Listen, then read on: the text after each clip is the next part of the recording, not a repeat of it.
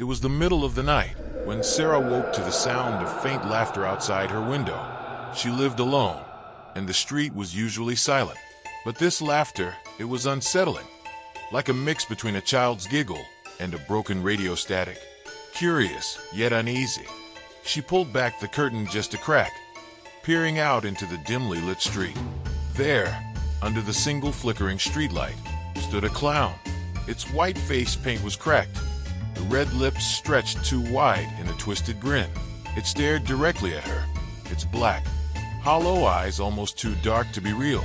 The clown tilted its head slowly, then lifted its hand. Something glittered in the dim light, a knife. The clown waved it playfully, as if inviting her to come closer. Sara's heart raced. She stepped back, trembling, and quickly closed the curtain. She locked the window, then double-checked the front door. When she finally returned to bed, she tried to convince herself it was a prank, maybe someone trying to scare her. Hours passed, but sleep didn't come. The silence outside felt heavier, more oppressive. Just as her eyelids began to droop, there was a soft knock on her bedroom door. Sara froze. She lived alone. Before she could move, the door creaked open. Standing in the doorway, bathed in shadow, was the clown. Its grin had grown impossibly wide, stretching across its entire face. "I told you I'd come inside," it whispered. Sara's breath caught in her throat as the clown stepped into the room, its shoes scraping against the wooden floor with a slow, deliberate sound. The closer it came, the more its features distorted, the painted face blending into something inhuman.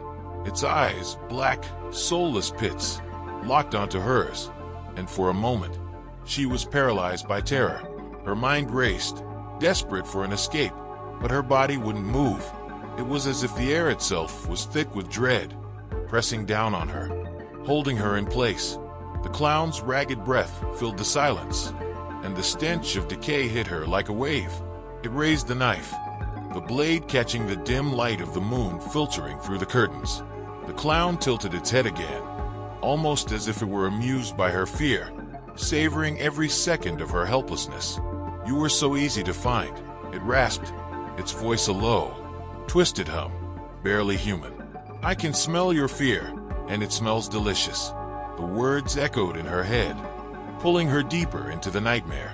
Finally, with a surge of adrenaline, Sara forced herself to move.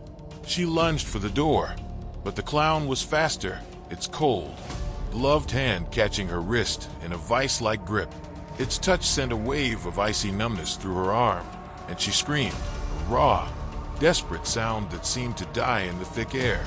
The clown's face was inches from hers now, the grin whiter than before, the teeth jagged, yellow, and sharp. "You can't run, Sara. You can't hide."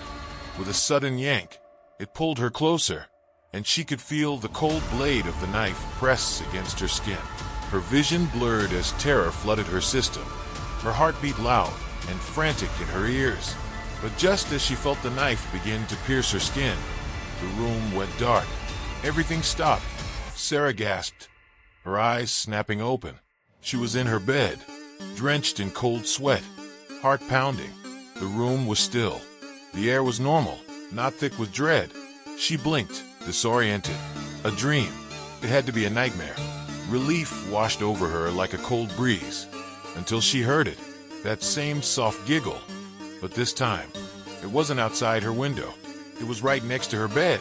She turned slowly, her breath caught in her throat, and there, crouched at the foot of her bed, was the clown. Its face was inches from hers, the grin impossibly wide, its knife still gleaming. "You can't wake up from me," it whispered, and then it lunged. Sara's scream caught in her throat as the clown lunged, its twisted grin splitting open wider than humanly possible, revealing rows of sharp, jagged teeth. Time seemed to slow down as the blade glinted in the moonlight, hurtling toward her. She closed her eyes, bracing for the inevitable pain, for the cold metal to slice into her flesh. But it never came. There was silence, heavy, oppressive silence. Sara opened her eyes cautiously, expecting the worst. The room was empty. No clown, no knife, just her breath, ragged and quick, echoing in the stillness of the room. She blinked, sitting up, her pulse still racing. Was it over?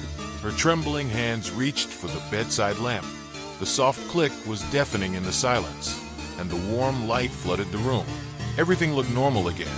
The door was closed, her clothes scattered on the chair, the faint hum of traffic outside.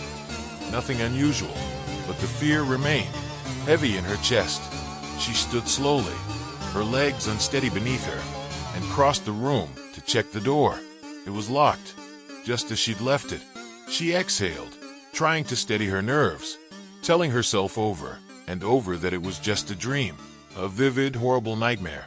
But then, her eyes fell on something that froze her in place. On the floor, near the foot of her bed, were a pair of oversized, worn-out clown shoes. The same shoes the clown had been wearing. Sarah's heart dropped into her stomach. Every muscle in her body tensed as her mind raced. This wasn't a dream. A soft creaking sound came from behind her, and before she could react, she felt an icy breath against her neck. The hairs on the back of her neck stood on end as the familiar voice whispered, "You should have stayed asleep."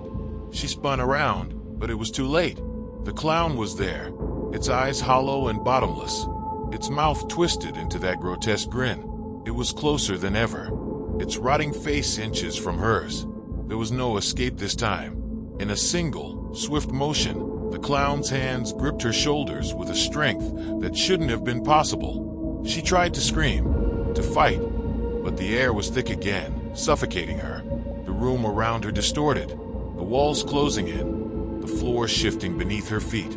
The last thing she saw was the knife, raised high, glinting in the light, before everything went dark. Days later, when Sarah's neighbors reported her missing, the police entered her apartment. It was immaculate.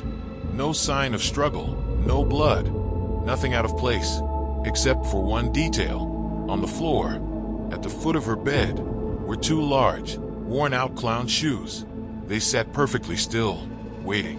And somewhere, just out of reach, a faint, distorted laugh echoed through the silence.